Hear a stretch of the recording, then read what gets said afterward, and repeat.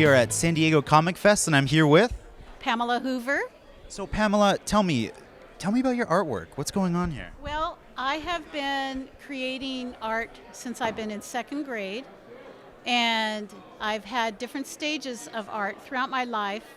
And my whole thing is about storytelling through art. I'm also a storyteller.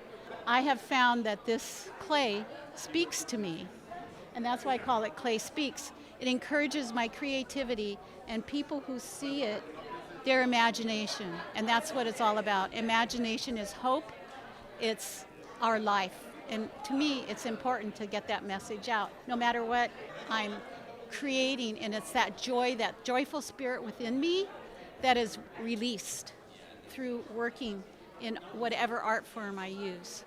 And so each piece is individualized because it told me what it wanted to be. Great. And where can we find your artwork? And right now I have a website. My clay isn't on it, but it's Mary Kueny Publications through my storytelling.